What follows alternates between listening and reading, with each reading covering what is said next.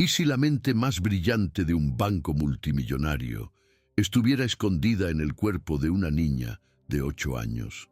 ¿Y si la valentía de corregir una simple cuenta fuera el inicio de una revolución silenciosa, no de números, sino de dignidad? Hoy conocerás la verdadera historia de una lavandera, una hija invisible y un hombre poderoso que creía haberlo visto todo, hasta que se vio obligado a reaprender el valor de una cuenta precisa. Una historia de justicia, escucha y transformación que demuestra que el verdadero talento no necesita una insignia para existir. Cuéntanos en los comentarios desde dónde nos ves y prepárate. Esta historia no te abandonará. Nadie en aquel inmenso vestíbulo de mármol blanco y espejos parecía prestar atención a la mujer de pasos apresurados, que sujetaba con fuerza la mano de su hija. Elena ya se había acostumbrado a ser invisible allí. Pasaba 2 veces por semana a la misma hora para entregar ropa limpia a los directores del banco, bien doblada, con olor a jabón casero y a esfuerzo. Ese día, a falta de alguien que la dejara en casa, se llevó a Clara. La chica llegó cabizbaja, pero sus ojos, esos ojos, permanecían inmóviles. Lo absorbían todo: los zapatos lustrados, las puertas automáticas, las credenciales parpadeando en los torniquetes. Clara no decía nada, pero lo absorbía todo, como quien registra el mundo en silencio. Para ella, esto no era un banco, era un nuevo universo. Mientras Elena hablaba con la recepcionista, Clara se acercó a una mesa de cristal junto a la zona del ascensor. Había un libro abierto, uno de esos enormes, lleno de columnas y números. No había adultos cerca. La niña, sin pensárselo 2 veces, apoyó los codos en el borde de la mesa y empezó a mirarlo con una expresión que mezclaba fascinación y desafío.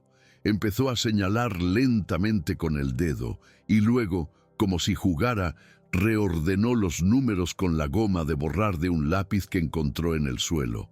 Corrigió un total erróneo, sumó columnas que no coincidían, garabateó cálculos en el reverso de un folleto.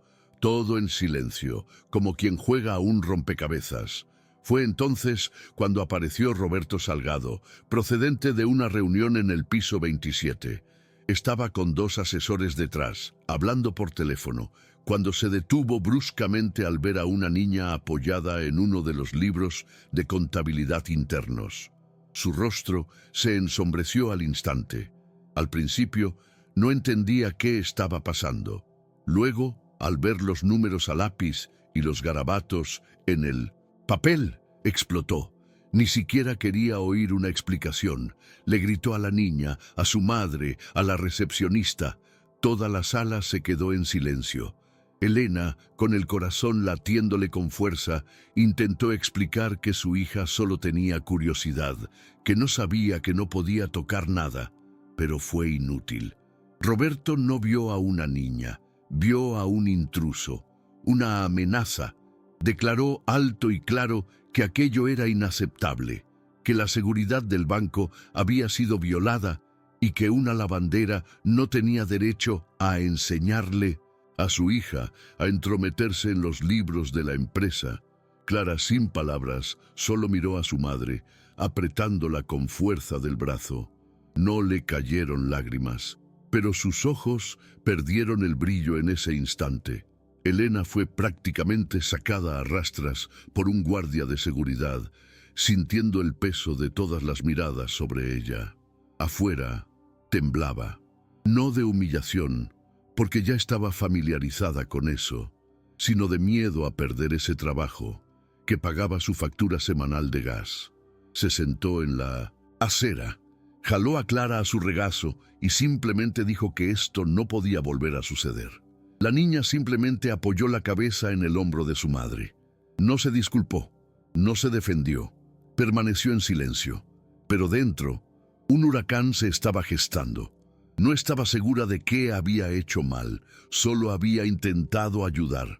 Solo había visto que los números estaban mal, Solo había querido demostrar que sabía, pero tal vez, pensó, en ese lugar, saber no importaba. Lo que importaba era quién eras. 3 días después ocurrió algo inusual. Un equipo de auditoría interna, a punto de presentar un informe confidencial a los socios, notó inconsistencias en los cálculos registrados durante los últimos meses. Estas mismas inconsistencias, casualmente o no, fueron corregidas a lápiz en el libro que Clara había editado. Uno de los coordinadores, al comparar las dos versiones, se dio cuenta de que las correcciones manuscritas habían evitado un déficit de más de 4 millones de pesos. Llamaron a Roberto de inmediato. Solicitó el libro, hizo sellar los archivos y se sentó en silencio durante casi una hora en la oficina. No podía creer lo que veía. Esa letra infantil, redonda e inocente había logrado lo que nadie en el equipo de contabilidad había notado.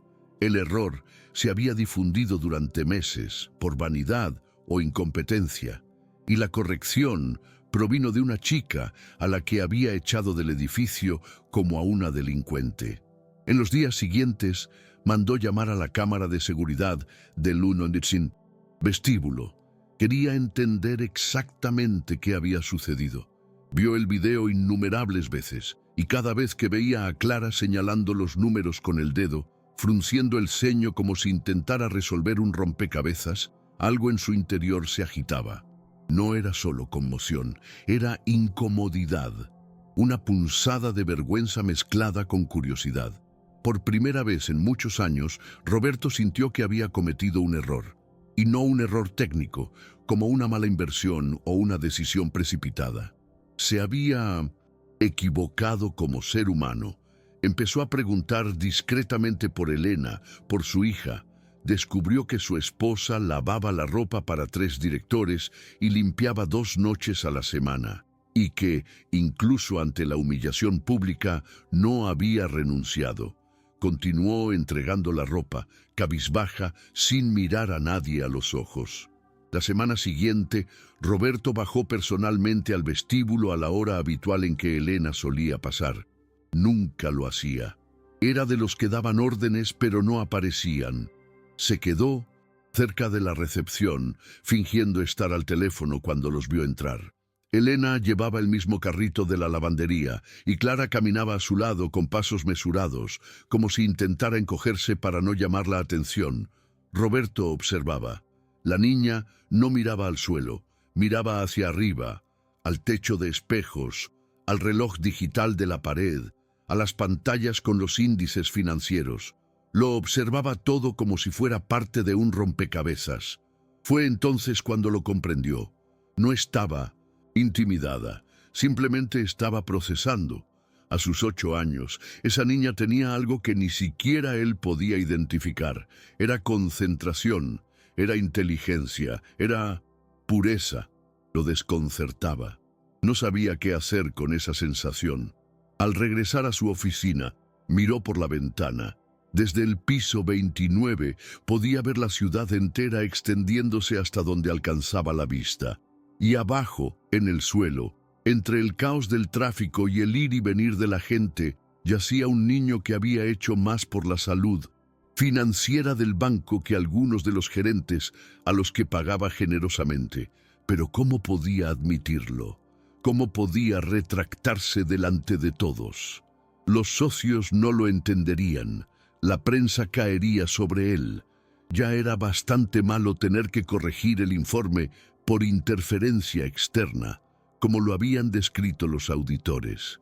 Nadie sabría jamás que fue un niño quien salvó el banco, a menos que tuviera el valor de decirlo, y no lo tuvo, todavía no. Pero ese día pidió que el nombre completo y la dirección de la empleada Elena se mantuvieran en secreto. Les dijo a todos que no dijeran nada, pero ya sabía que no podía fingir que no había pasado nada. Al día siguiente, Elena apenas podía creerlo, cuando al entrar al edificio con su cochecito, la recepcionista le dijo que el mismísimo presidente del banco quería hablar con ella. Pensó que era una broma, O peor aún, que venían más amenazas, tal vez incluso una demanda. Se le aceleró el corazón. Casi se va. Pero se quedó. Subió en el ascensor como si fuera a la horca, de la mano de Clara, como siempre hacía cuando tenía miedo. Al llegar a la planta ejecutiva, la recibió una secretaria que la trató con una amabilidad desconcertante. Se sentaron en una sala de reuniones más pequeña, donde Roberto ya la esperaba. Por primera vez la miró a los ojos. Simplemente dijo que necesitaba entender qué había sucedido. Elena, sin saber si era una trampa o sinceridad, se lo contó. Le dijo que su hija era curiosa, que aprendió todo sola, que había estado haciendo matemáticas desde los 5 años, que le encantaban los números y que había sido un impulso, no un plan. Roberto miró a Clara, quien permanecía en silencio, sentada en una de las sillas demasiado altas para ella. Balanceaba los pies en el aire, mirando la mesa brillante como si aún intentara resolver ecuaciones invisibles. Cuando le preguntó cómo había hecho los cálculos, Clara se lo explicó de la forma más sencilla posible. Vi que la suma estaba mal, así que lo volví a hacer. Eso fue todo, sin ostentación, sin intentar demostrar que era mejor que nadie. Era como si ni siquiera supiera el peso de lo que había hecho, y eso fue lo que más le afectó. Un adulto jamás haría eso sin esperar algo a cambio. Pero Clara lo había hecho porque no soportaba ver un número equivocado, porque creía que ayudar era natural. Roberto guardó silencio. Por primera vez en mucho tiempo, se sintió pequeño en su propia sala de reuniones. Esa misma tarde, Roberto canceló 2 reuniones importantes. Le dijo a su secretaria que necesitaba un poco de tranquilidad. Se encerró en su oficina y se quedó mirando la hoja con los cálculos corregidos de Clara. No había duda. Las sumas eran correctas, la lógica impecable. Pero no fue eso lo que lo dejó atónito. Lo que realmente le dolió fue recordar cómo le había gritado a aquella chica en el vestíbulo, cómo la había humillado sin siquiera preguntarle qué hacía. Empezaba a darse cuenta de que no era solo arrogancia, sino miedo. Miedo de permitirse ver humanidad donde solo había visto amenaza. Toda su vida le habían enseñado a controlar, a eliminar riesgos, a no encariñarse. Pero aquella chica había penetrado esa armadura con media docena de números a lápiz. En los días siguientes, Roberto no podía sacársela de la cabeza. Discretamente ordenó que le dieran refrigerios a Elena cuando fuera al banco. No por caridad, sino porque se sentía en deuda. Empezó a investigar escuelas con programas especiales para niños superdotados. Quería entender qué se hacía con tanta inteligencia. Llamó a un amigo del gobierno y le preguntó sobre becas, disimulando su interés. Lo estaba absorbiendo algo que no podía nombrar, una mezcla de culpa, admiración y una punzada de esperanza. Empezó a observar sus propias decisiones con más atención. Revisó procesos internos, cuestionó contratos que había firmado previamente sin pensar. Era como si Clara hubiera hecho más que solo acertar números. Había reorganizado algo dentro de él. Sin darse cuenta, había despertado una parte olvidada, la que creía que el mundo podía ser justo, y eso lo asustaba, porque en su mundo la justicia era solo un término legal, nada más. Elena, en cambio, seguía desconfiando. No le contó a nadie de la reunión con Roberto ni de los bocadillos que aparecían misteriosamente cada vez que llegaba. Para ella, todo le parecía demasiado extraño. Estaba acostumbrada a que la ignoraran, a pasar desapercibida, y cuando la notaban, solían surgir los problemas. No quería que su hija fuera el ejemplo perfecto en un discurso de alguien que nunca había conocido el frío ni el hambre. Tenía miedo. Miedo de que todo fuera solo otra forma de aprovecharse de la inteligencia de Clara. Al fin y al cabo, ¿qué querían de una niña pobre que ni siquiera había ido a una buena escuela?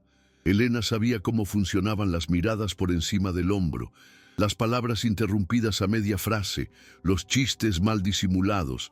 Lo veía, siempre lo veía, y por eso mantenía las distancias. Fue Clara quien, poco a poco, empezó a derribar ese muro. Después de aquel día en la sala de reuniones, empezó a hacerse preguntas. Quería entender qué era un banco. Quería saber por qué algunas personas ganaban tanto y otras tan poco. Quería saber qué significaban auditoría, beneficio neto y activos. Y más aún, quería entender por qué alguien se enojaría porque había calculado bien las cosas. Elena hizo todo lo posible por responder, pero había límites. Una noche, sentada en 1900, la estrecha cama de su pequeña habitación, Clara dijo algo que mantuvo a su madre despierta por las noches. «Mamá, si aprendo lo suficiente, nunca más nos enviarán lejos de ningún sitio». Elena tragó saliva. No tenía respuesta. Solo pudo abrazarla fuerte. En ese momento comprendió que no tenía sentido intentar proteger a su hija del mundo. Ya había entrado en él, y ahora quizás era el momento de dejarla brillar, pero sin dejar que la absorbiera. Fue entonces cuando Roberto tomó una decisión inusual. Invitó a Elena y Clara a una reunión técnica en el banco. Su excusa fue que quería mostrarles cómo funcionaba el corazón financiero de la institución. Elena casi se niega.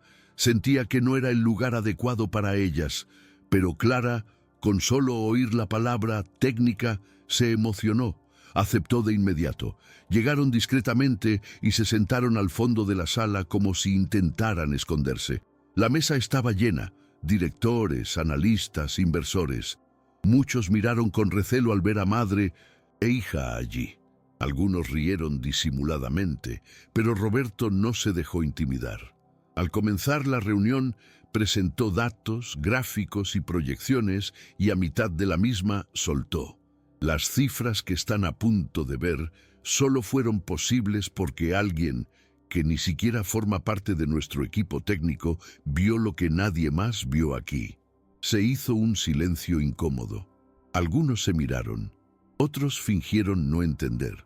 Fue entonces cuando añadió: «La niña sentada al fondo corrigió cálculos que podrían habernos causado pérdidas irreparables. Una niña de 8 años, hija de uno de los empleados más humildes de este edificio». La sala se congeló. Elena jadeó. Clara apretó la mano de su madre. Roberto entonces mostró en la pantalla los cálculos corregidos a lápiz, con la letra redondeada de la niña. Explicó el significado de cada ajuste. No era un espectáculo ni una actuación. Era un reconocimiento. Por primera vez en años, se mostró vulnerable frente a sus compañeros. No por la empresa, sino por una verdad mayor. Esa niña había hecho más por ellos que muchos ejecutivos jamás harían. Y ya no podía fingir que no importaba. Allí, delante de todos, le devolvió a Clara algo que nunca había tenido: visibilidad. Después de esa reunión, muchas cosas cambiaron. Y sin embargo, al mismo tiempo, nada cambió. Desde fuera, la vida de Elena y Clara seguía igual. Tomar 2 autobuses para volver a casa, compartir una comida caliente al final del día, usar pantuflas remendadas. Pero por dentro, algo era diferente. Clara empezó a caminar con la cabeza un poco más alta, no porque se creyera mejor, sino porque por fin sentía que alguien había visto de lo que era capaz. Y eso era nuevo. Elena, a pesar de su inquietud, empezó a permitir que su hija pasara algunas tardes en el banco bajo supervisión. Mientras repartía ropa, Clara se sentaba en un rincón de la sala de reuniones con papel, lápiz y una vieja calculadora prestada. No tocaba nada importante, solo observaba. Pero su mirada era atenta y los directores empezaron a notarlo. Roberto, por su parte, se sumió en un conflicto interno implacable. Por un lado, los asesores del banco lo presionaban, llamándolo peligroso, una exposición innecesaria. Se burlaban de él entre bastidores, cuestionando su cordura. Decían que estaba emocionalmente involucrado, que había perdido el sentido de la jerarquía. Por otro lado, algo en su interior se negaba a volver a la vieja lógica. Empezó a replantearse su propio rol. Recordó su dura infancia, su padre ausente, su madre que trabajaba el doble para mantener a la familia. Recordó cómo también lo ignoraban en las reuniones familiares por no hablar como un hombre de negocios. Clara, de alguna manera, le devolvió recuerdos que había enterrado bajo años de lujo y desconfianza, y esto lo hizo vulnerable. Pero también lo devolvió a la humanidad, y no sabía si podría sobrevivir a eso en el mundo en el que vivía. La semana en que el banco tenía previsto recibir a una delegación de inversores internacionales, el ambiente era tenso. Era la reunión más importante del año. Todos estaban obsesionados con los detalles, gráficos, proyecciones, informes. El más mínimo error podía suponer pérdidas millonarias o una devaluación de la imagen de la institución.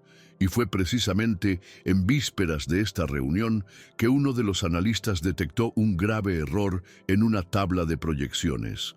Un error que, de haberse presentado, habría generado desconfianza inmediata entre los inversores. Un error que, irónicamente, ya había sido corregido por Clara semanas antes, en uno de los papeles que Roberto había guardado instintivamente. Al revisar las cifras, sintió un escalofrío en el estómago. La corrección de la chica era precisamente lo que salvaría el día. Y fue entonces cuando tomó una decisión inesperada. Incluyó una explicación de la corrección original en los materiales de la reunión y se aseguró de indicar, justo al principio de la presentación, quién había realizado ese ajuste. La reunión fue tensa, como era de esperar, pero los inversores quedaron impresionados por la transparencia, la claridad y, sobre todo, la humildad. Que un banquero como Roberto admitiera que una niña de 8 años había señalado defectos que profesionales cualificados habían pasado por alto, parecía casi imposible. Pero habló con firmeza. Sin ánimo de embellecer, dijo que el talento no se mide por un diploma, sino por la capacidad de ver donde otros no ven. Que a veces el genio nace en los lugares más inesperados. Al terminar, la sala se quedó en silencio durante unos segundos. Luego vinieron los elogios, los gestos de respeto. Uno de los inversores japoneses, visiblemente conmovido, pidió conocer a Clara en persona y estrechó la mano de la niña con una discreta reverencia. Ella, avergonzada, se limitó a sonreír. Para ella, todo seguía siendo un juego de números, pero allí, en ese gesto, se construyó un puente entre mundos. Al día siguiente de la reunión, la noticia se filtró. No por los canales oficiales del banco, sino a través de un becario que se lo contó a un conocido, y en cuestión de horas, el rumor invadió las redes. Pobre chica corrige cuentas y salva al banco de pérdidas. El titular se viralizó. Sitios de noticias, blogs financieros e incluso influencers comenzaron a comentar. Algunos lo consideraron una curiosidad, otros un milagro. Pero la mayoría lo vio como lo que realmente era, una bofetada al sistema. Elena, al ver las repercusiones, entró en 1900 y pánico, lloró. Quería desaparecer, tenía miedo de lo que pudieran hacerle a su hija. Sabía cómo trataba el mundo a quienes se atrevían a irse de su casa. Se reirán de nosotras, Clara. Dirán que es mentira, que lo montamos todo para llamar la atención. Pero Clara, con una calma única en ella, dijo en voz baja: «Pero acabo de acertar con los cálculos, mamá». Roberto actuó con rapidez. Dio una entrevista breve y directa, confirmando los hechos y pidiendo respeto a la privacidad de la familia. Aseguró que la institución se comprometía a apoyar el desarrollo de Clara sin convertirlo en un espectáculo, y cumplió. Discretamente le otorgó una beca completa para una escuela especializada en niños superdotados.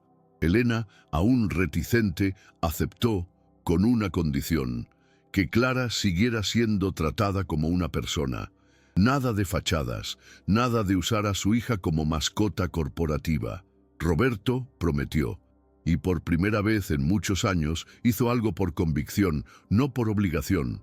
Ordenó a nadie en el banco que hablara del caso sin autorización. Dijo que, a partir de entonces, la vida de Clara no estaría definida por los titulares, sino por las oportunidades reales. Y poco a poco, el ruido se fue apagando. Pero dentro de ellos, algo nuevo había comenzado. Y ya no había vuelta atrás. Durante los meses siguientes, la rutina de Clara cambió por completo. Pasaba las mañanas en su nueva escuela, donde por fin encontró un lugar donde los profesores no la trataban como un problema, sino como una fuente de potencial.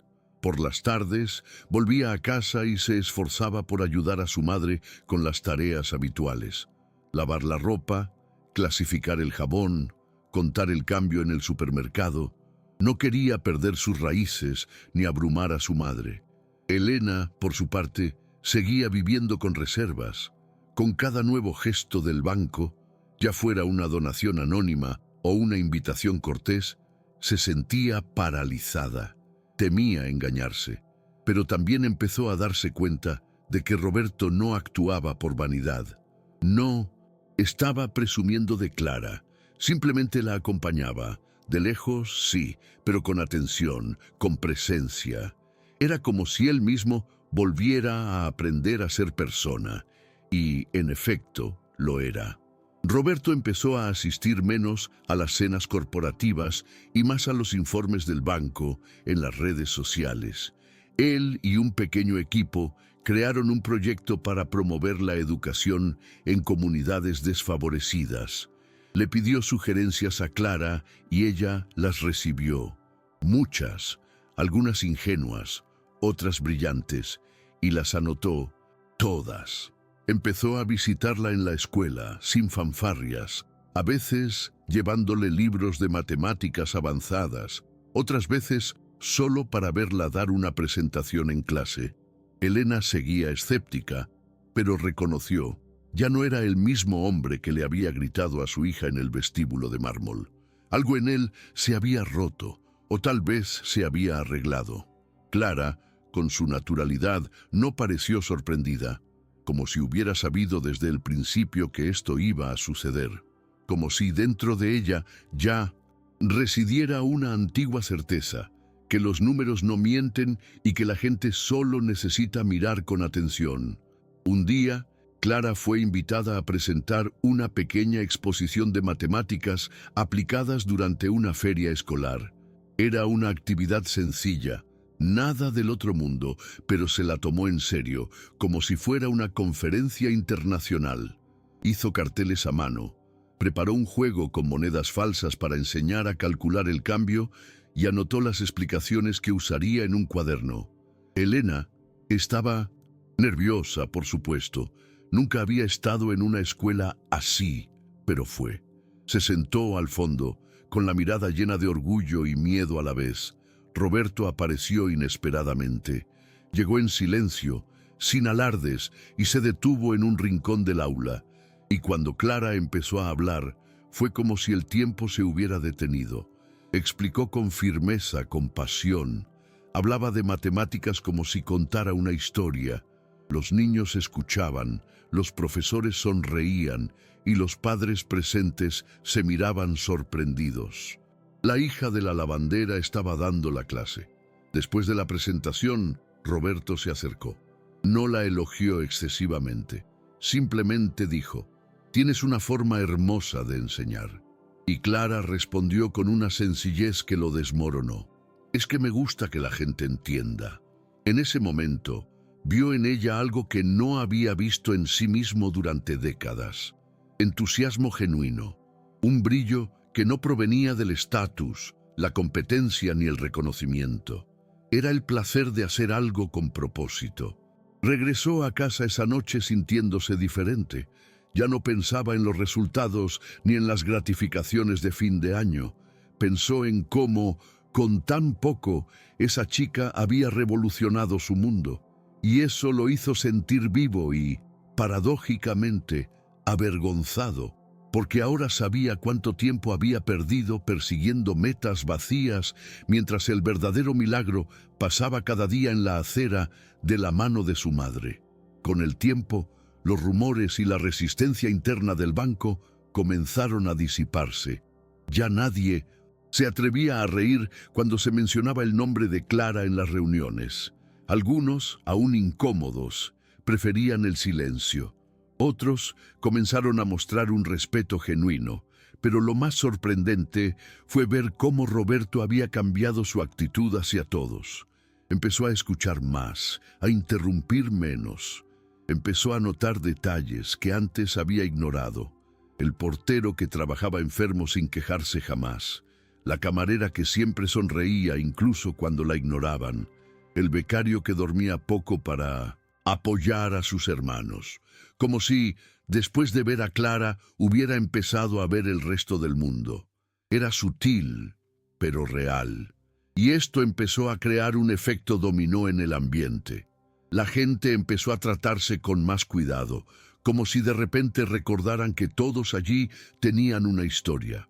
Elena, sin embargo, aún tardaba en bajar la guardia.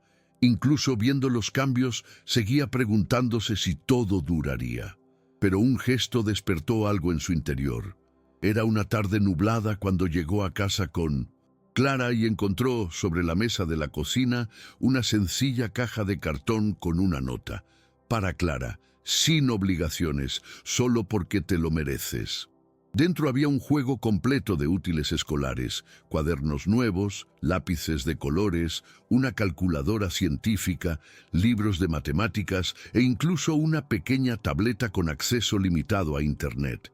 No tenía logo ni firma, pero sabía quién la había enviado. Por primera vez, lloró en silencio. No por miedo ni por rabia, sino por alivio. Porque, por fin, sentía que alguien veía a su hija como siempre, como un ser precioso, no como una excepción, no como una limosna andante, solo como una niña brillante que simplemente necesitaba espacio para crecer. Unos meses después, Elena recibió una invitación inesperada. Roberto quería que se uniera oficialmente al recién creado Comité Social del banco, que representaba a los empleados subcontratados. No era un puesto simbólico. Tendría voz, voto y un salario digno. Elena se quedó atónita. Dijo que no estaba segura de estar preparada. Siempre había lavado ropa. Nunca había opinado sobre nada que involucrara a gente importante. Pero Roberto insistió. Precisamente por eso, porque sabes lo que aquí nadie sabe. Clara escuchaba en silencio, sentada en el sofá de la sala, dibujando una gráfica en su viejo cuaderno. No dijo nada, pero sonrió cuando su madre, tras muchas reticencias, aceptó. Esto no era solo un puesto, era un espacio de respeto. Alguien como ella tenía voz sin tener que cambiar su forma de ser. Fue por esa misma época que Clara, que ya tenía 9 años, fue invitada a participar en una Olimpiada Nacional de Matemáticas, un evento multitudinario, patrocinado por universidades de renombre. Era un examen difícil, lleno de estudiantes de escuelas caras, con tutores privados y padres ingenieros. Elena, al llegar al lugar del examen con su hija, casi se desplomó de los nervios. Pero Clara parecía ajena a toda la pompa. Se sentó, recibió el examen y antes de abrirlo, respiró hondo. Luego se sumergió en el tema. Respondió todo con calma, hizo cálculos en el reverso, dibujó tablas. Salió de la sala sin decir si le había ido bien. Al llegar a casa, preguntó si podían preparar arroz, frijoles y huevos. Nada en su esencia había cambiado, y eso fue lo que más impresionó a Roberto. Clara parecía no saber lo que significaba ser extraordinaria, o tal vez sí, y por esa misma razón insistía en seguir siendo ella misma. Los resultados olímpicos llegaron semanas después, mediante una carta oficial con el escudo del gobierno. Clara no solo había aprobado, sino que había conseguido la puntuación más alta del país en su categoría. Elena leyó el papel 3 veces antes de creerlo. Se sentó en el sofá con la mano sobre la boca, como si temiera que respirar demasiado fuerte la hiciera desaparecer. Clara, al ver la reacción de su madre, simplemente apoyó la cabeza en su hombro y dijo en voz baja: «No pasa nada, mamá. Solo me gusta hacer matemáticas. Nada más». Roberto fue informado ese mismo día. No ocultó su orgullo, pero tampoco hizo una fiesta. Solo envió flores sencillas con una tarjeta manuscrita. «Sigue mirando los números como si fueran juguetes. El mundo necesita más gente así». Clara guardó la nota en la caja de cartón, donde ya acumulaba sus cuadernos más viejos y los folletos de sus primeras reuniones bancarias. Pero el reconocimiento también trajo consigo un nuevo tipo de exposición. Empezaron a llover las invitaciones a entrevistas. Las productoras querían hacer documentales. Las universidades adineradas ofrecían becas a cambio de publicidad. Elena se sentía asediada. Las pesadillas y los miedos regresaron. Temía perder a su hija en un mundo que la trataba como una mascota por superar obstáculos. Se sentó con Roberto, esta vez de igual a igual, y fue clara: «Aprecio todo, pero no dejaré que utilicen a Clara. Si va a crecer, será con dignidad, sin que se centre en lo que sufrimos». Roberto escuchó atentamente y asintió. Dijo que la niña no necesitaba convertirse en un símbolo de nada.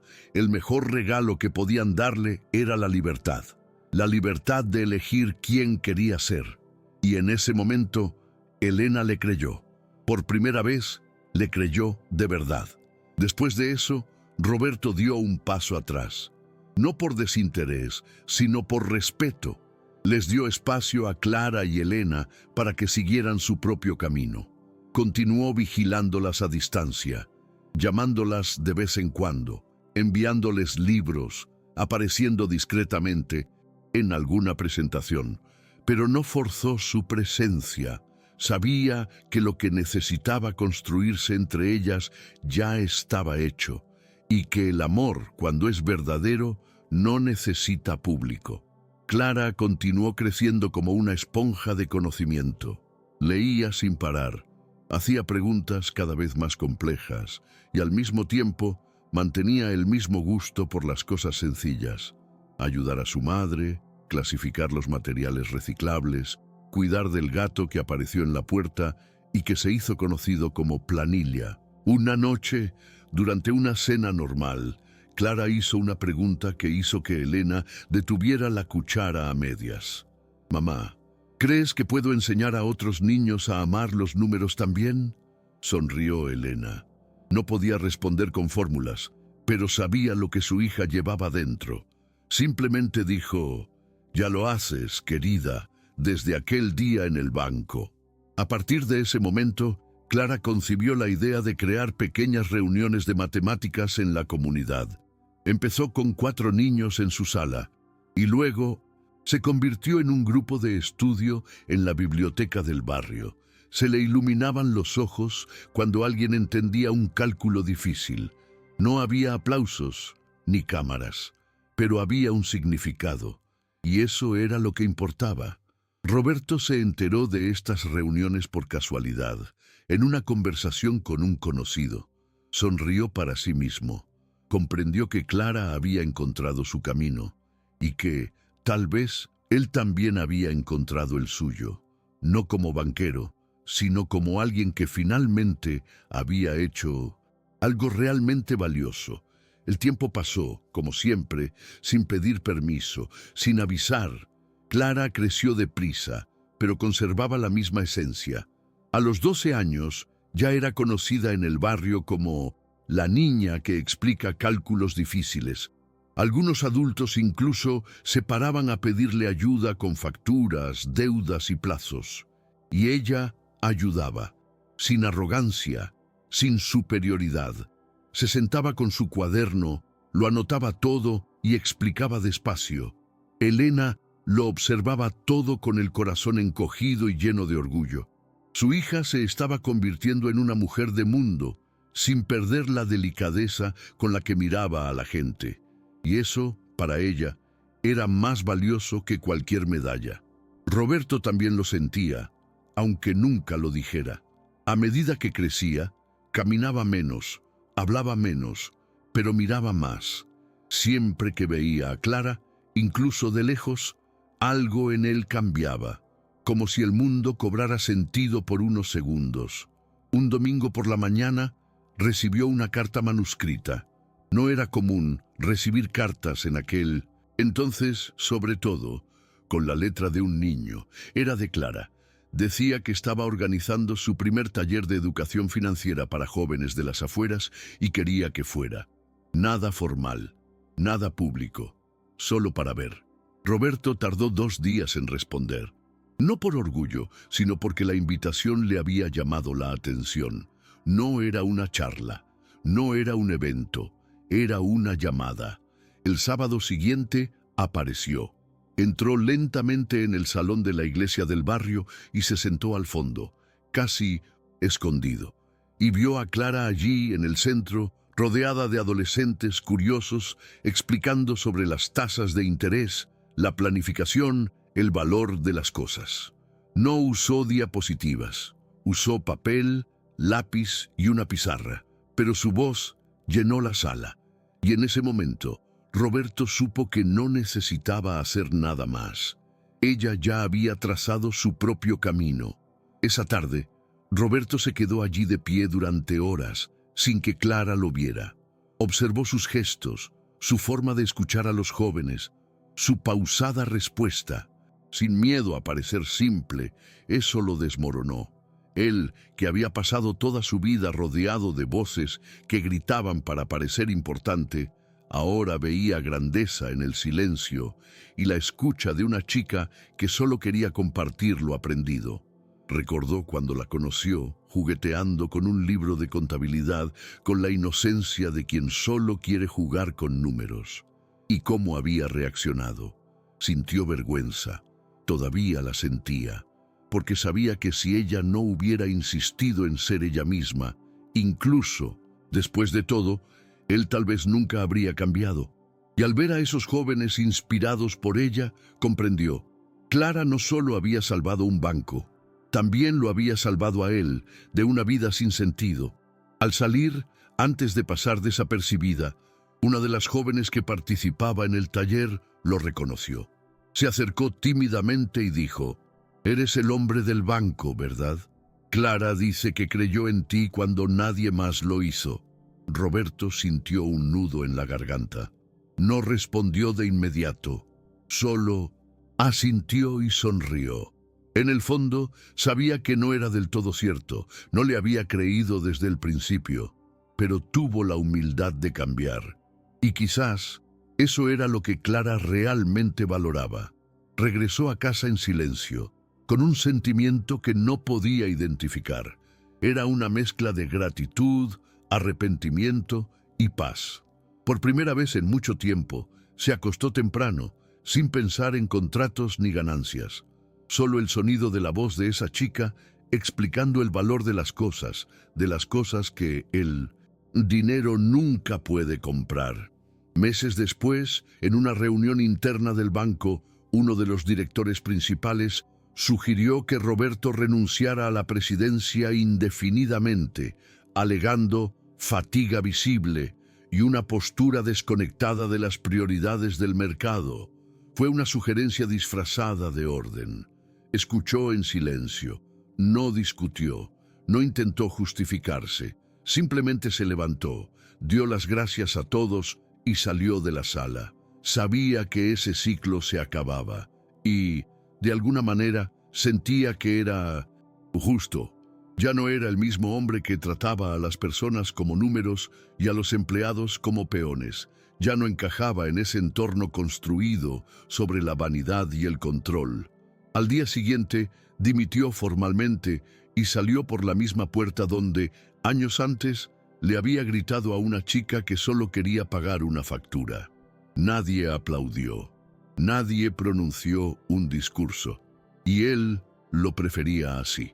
porque sabía que ya había recibido un verdadero reconocimiento y provenía de alguien mucho más importante que cualquier director.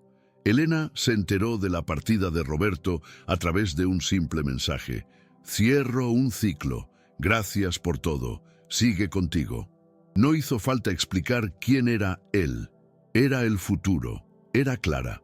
Elena leyó el mensaje en silencio, sentada a la misma mesa de la cocina donde años atrás había lavado la ropa a mano.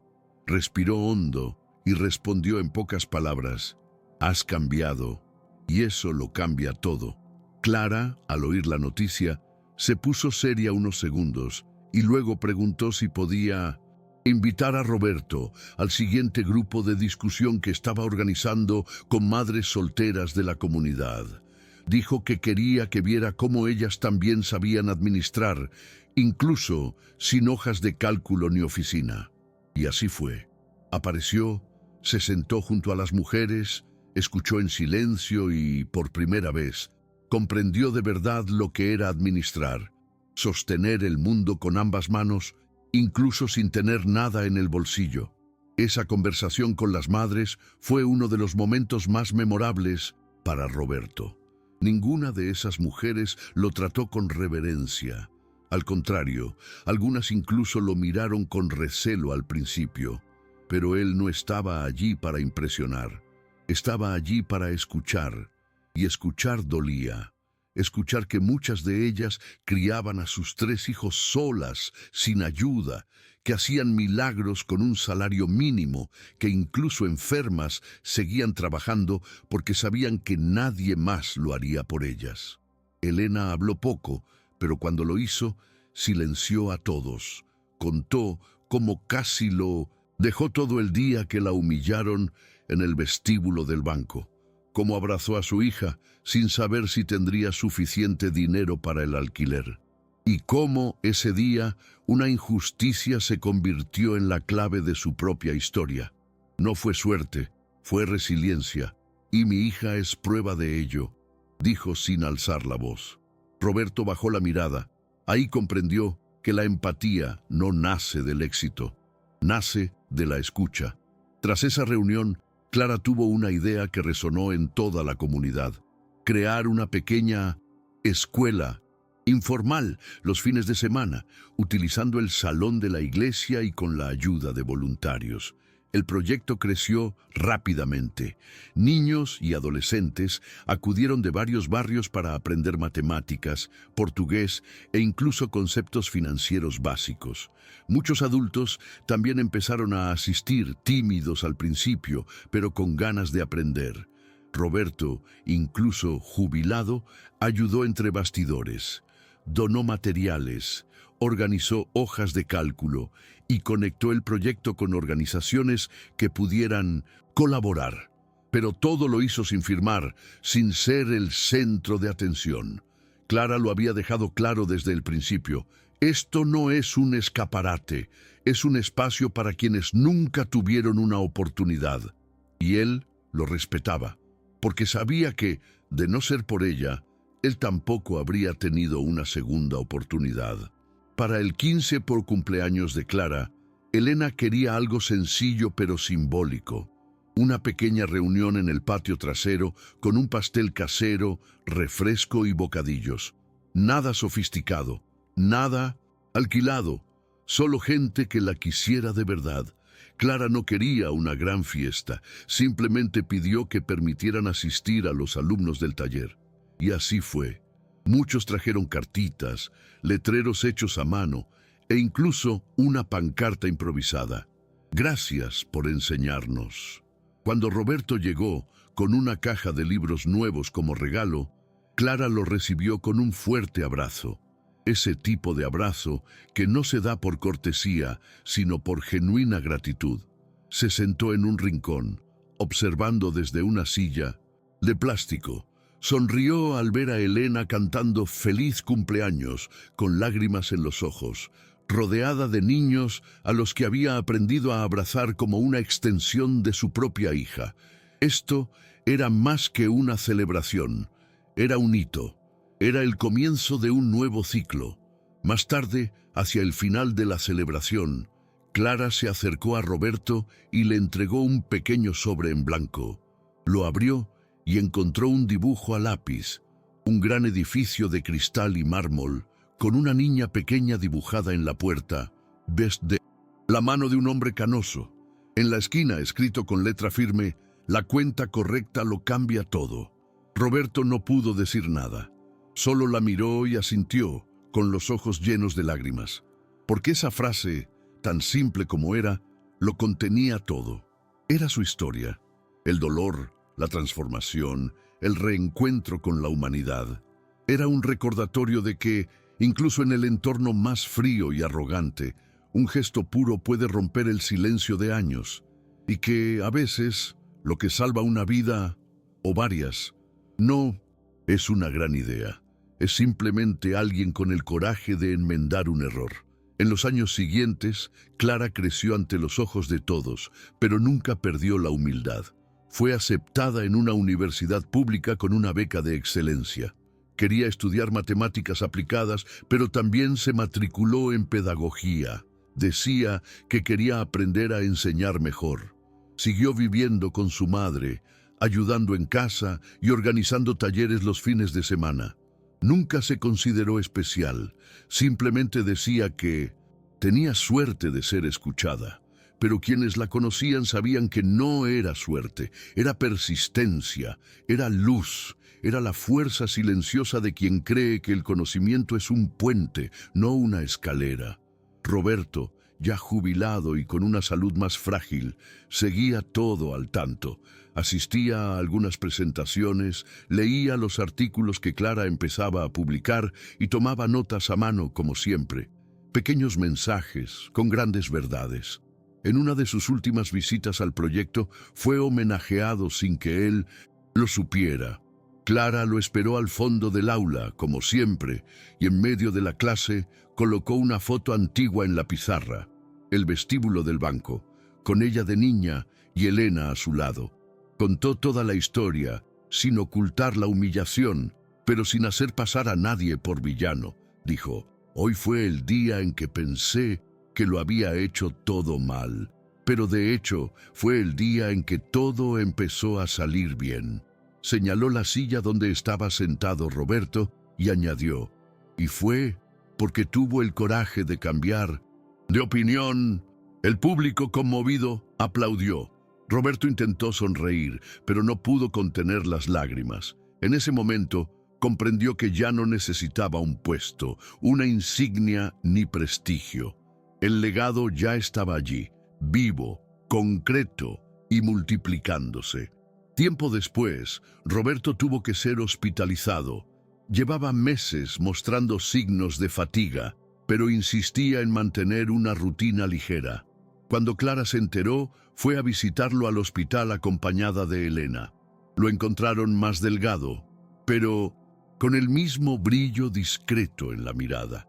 El televisor de su habitación estaba encendido, pero sin volumen. Lo miró y sonrió como si fuera la respuesta a una pregunta que había arrastrado toda su vida. Clara se sentó junto a la cama y empezó a contarle sobre los proyectos, los nuevos estudiantes, sus ideas para el año siguiente. Elena permaneció en silencio, observándolos a ambos. Era como si todo hubiera vuelto al principio. Una habitación, una mesa y una cuenta pendiente. Pero ahora sin presiones, sin miedo, sin gritos, solo con gratitud. Antes de despedirse, Clara sacó un papel doblado de su bolsillo y se lo entregó. Era una hoja de cálculo, escrita a mano con lápiz de grafito y regla. Mostraba el crecimiento proyectado de los talleres para los próximos 2 años. Al pie de la página, una frase escrita en azul. Plantaste esto sin saberlo. Roberto sujetó el papel con manos temblorosas. Miró a Clara, luego a Elena. Quiso decir algo, pero no le salió la voz. Simplemente asintió como confirmando que todo estaba bien. Cuando ambos salieron de la habitación, se quedó allí, con la hoja de cálculo en el regazo, mirando por la ventana. El sol era débil, como el atardecer en una gran ciudad, pero dentro de él había suficiente luz, porque al final había hecho lo que pocos hombres con poder logran: reconocer un error, cambiar de rumbo y apostarlo todo a la sabiduría de una chica que solo quería ajustar cuentas. Roberto falleció unos meses después, en paz, sin sufrimiento prolongado. El banco publicó un comunicado formal destacando su trayectoria como ejecutivo y los resultados financieros alcanzados bajo su gestión. Pero Clara sabía que esto era solo una parte de la historia, la parte fría y calculada. Su verdadera transformación no estaba en las cifras, sino en la forma en que comenzó a tratar a la gente.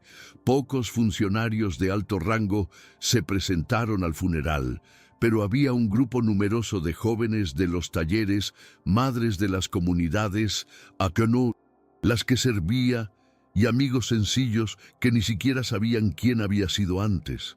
Estaban allí por gratitud. Clara trajo flores amarillas, las que siempre decía que le recordaban a su infancia. Elena caminó junto a su hija en silencio. No fue solo un día de tristeza, fue un día de reconocimiento silencioso, el tipo de día que no llega a los titulares, pero cambia vidas. Semanas después, Clara regresó al banco. Ya era una mujer joven, con una postura firme y una mirada madura. No quería pedir nada. Fue a entregar un dossier con el proyecto educativo que venía desarrollando, con cifras, objetivos e impacto social. Solicitó una reunión con la nueva presidencia, ahora compuesta por personas que la miraban con más respeto, pero aún con reservas. Expuso todo con calma, usando la misma lógica que había usado desde la infancia: claridad, precisión y propósito. Al final de la presentación, dijo algo que silenció a la sala. Todo esto empezó porque alguien me dejó trabajar en un libro que no era para mí, y en lugar de expulsarme por completo, decidieron escucharme. Solo quiero que hagan lo mismo con otras Claras. No pidió inversión, pidió continuidad, pidió ser escuchada. Y ese día, el banco aprobó su primera colaboración oficial con un proyecto social liderado por alguien fuera del circuito tradicional. Fue el final de un ciclo y el comienzo de otro. Elena, ahora con el pelo más blanco que negro, empezó a ser llamada cariñosamente Dona G por los jóvenes de los talleres. Seguía siendo sencilla, con la misma ropa de antes, pero con una postura que inspiraba respeto sin alzar la voz. Era la base silenciosa de todo. Sabía que, sin haber sostenido a Clara en sus brazos durante los días más difíciles, su hija quizá nunca habría llegado hasta donde estaba, pero nunca presumía. Simplemente decía que hacía lo que cualquier madre haría.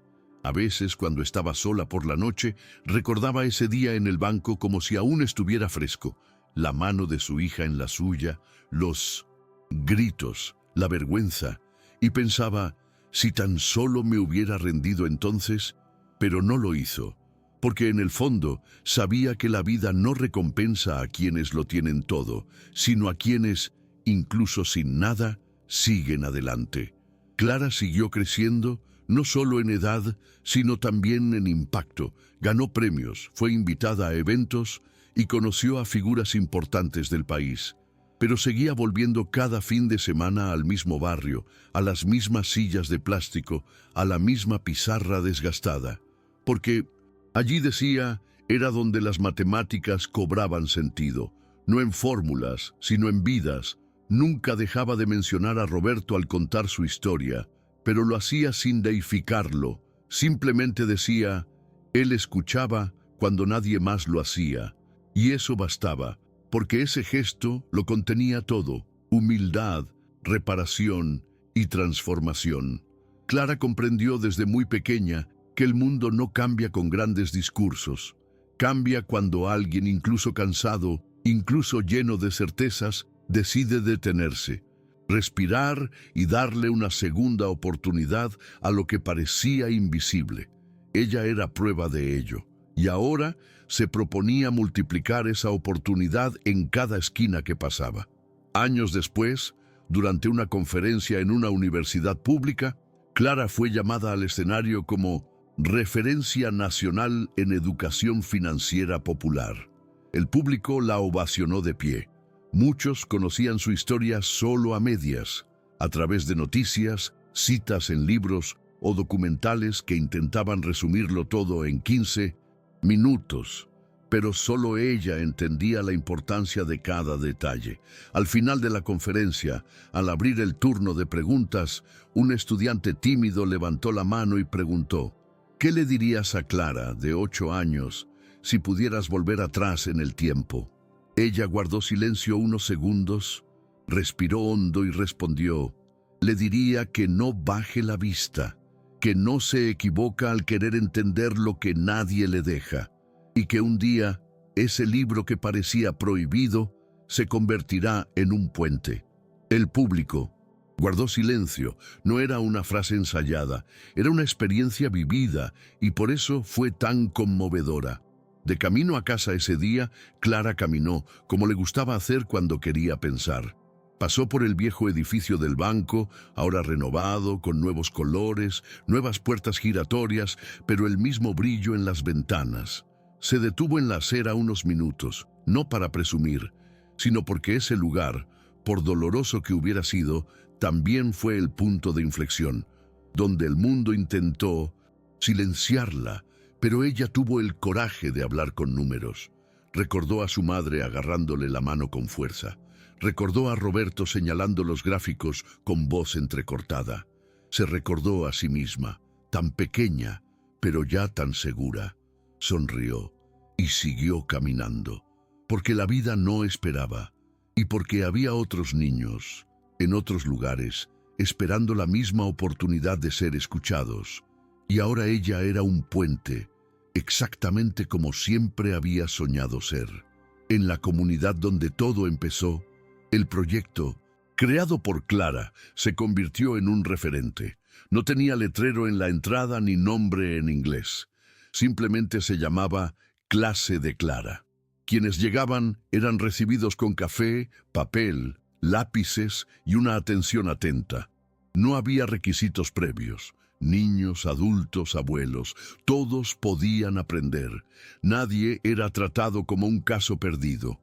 Elena seguía pasando de vez en cuando, ayudaba a organizar los materiales, horneaba pasteles para los cumpleaños y lo supervisaba todo de cerca. Ya no tenía que lavar la ropa para mantener a la familia. Ahora estaba lavando los corazones de tantas personas que se sentían bienvenidas allí. Clara, a su vez, no se cansaba de repetir: esto solo existe porque mi madre nunca me hizo renunciar a quien era. Y cuando le preguntaban cómo empezó todo, respondía con la misma frase, siempre con una leve sonrisa: fue solo una cuenta que corregí sin querer. Pero cualquiera que conociera la historia completa sabía que no fue casualidad. Fue valiente.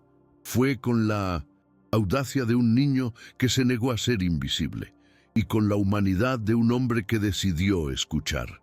Al final, lo que quedó no fueron los millones ahorrados por el banco ni los artículos periodísticos.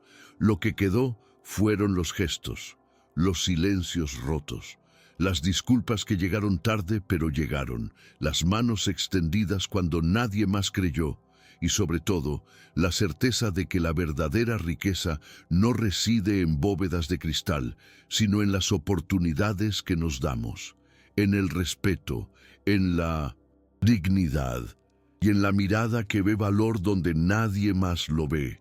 Clara, Elena y Roberto no se convirtieron en héroes de la historia. Se convirtieron en la prueba viviente de que a veces lo imposible comienza con alguien diciendo: esto está mal y puedo arreglarlo. Hoy cualquiera que pase por la plaza central del barrio ve un pequeño mural pintado por estudiantes de la comunidad. En el centro hay un dibujo de una niña con trenza, sosteniendo un lápiz como si fuera una llave. Junto a él, la frase: cada número tiene una historia, y cada historia puede cambiar el mundo. Clara no pidió estar allí. Tampoco quería ser recordada como símbolo de nada, pero permitió que el arte permaneciera, porque sabía que lo que importaba no era su rostro, sino lo que representaba. Representaba a miles de niños como ella, con mirada atenta y mentes agudas, esperando que alguien viera más allá de su ropa desgastada o su apellido perdido. Representaba lo que puede surgir de lo improbable cuando el prejuicio da paso a la escucha. La vida continuó. Siempre lo hace. Clara creció, el proyecto se expandió, Elena envejeció serenamente y Roberto partió, dejando un vacío que no dolió, sino que enseñó. Y a pesar de todo, nunca hizo falta llorar para corregir un problema. Bastaba recordar dónde empezó todo. Una niña que no bajó la cabeza, una madre que no renunció a su dignidad y un hombre que se atrevió a ceder. Porque, en el fondo, lo que cambió el destino de todos no fue un talento extraordinario, fue la suma de pequeños actos de valentía, y esa, al final, es la matemática más hermosa de todas. Ella no quería fama, solo quería que las cifras tuvieran sentido y que alguien algún día la escuchara. Al final, la niña que ni siquiera podía tocar sus libros, enseñó a un banquero a ver el mundo de otra manera. ¿Cuántas Claras ignoramos aún a diario sin darnos cuenta? Si esta historia te conmovió, dale a me gusta al video, suscríbete al canal, activa la campanita y compártela con quien necesite escucharla. Nos vemos en la próxima inmersión en las sombras de la historia, donde las voces olvidadas por fin encuentran eco.